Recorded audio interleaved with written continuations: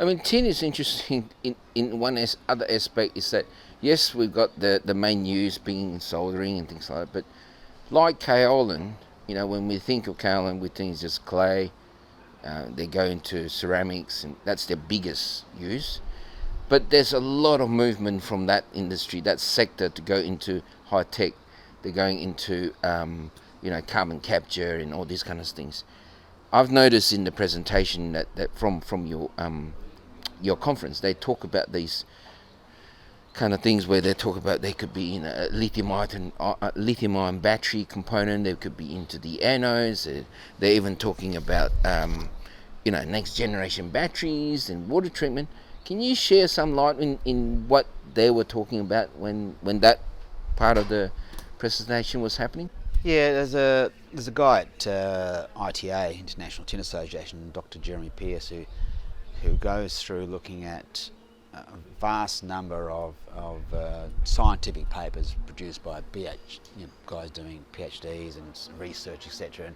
And he sort of subsets looked at tin, and certainly there's a lot of very smart people around the world looking at more efficient uses, and quite often tin seems to be a solution that, like tin combined with cesium and a sulfate, perscovite, which is used as the tin compound in smart glass solar panels.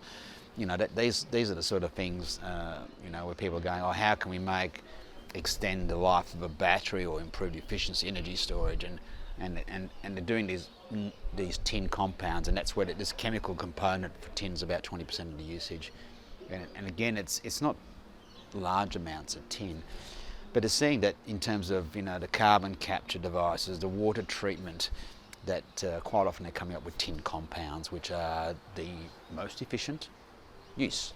And some of those are quite exciting opportunities, which is hard to predict how much tin will be used. And everyone talks about electric vehicles. First problem is battery recharging stations. Recharging stations taking anywhere between 500 grams to a kilo of tin to recharge these things. And in Australia, I drove around Tasmania on the west coast, there was one sitting, and even in Western Australia we don't have many down south. So, but in Europe these things are getting made all over the place. So there's the exciting part of that, the 5G network, which still hasn't I suppose stalled a little bit in the rollout of that. You're going to, because of the short range, you're going to need a lot of these stations. They're going to require a lot of circuitry.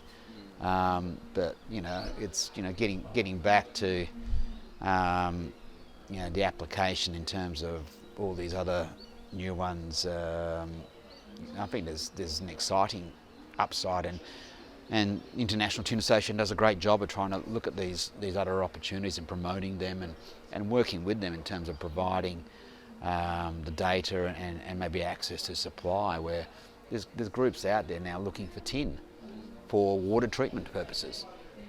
I wish I could go and supply them tin right now, but that's sort of, you've got to be thinking about downstream. Hence my thoughts about maybe building a small tin smelter and producing that 4 nines tin bars of tin, which would be great. It's always nice to be holding a gold bar in a gold mine, but anyway, that'd be a nice situation to get to, but sooner rather than later. But yeah, look, it's tin's a very versatile element, and it just seems to combine with things like sulfide, selenium, various compounds that sort of just always end up being the most efficient way of generating either heat or capturing the carbon, etc. So it's sort of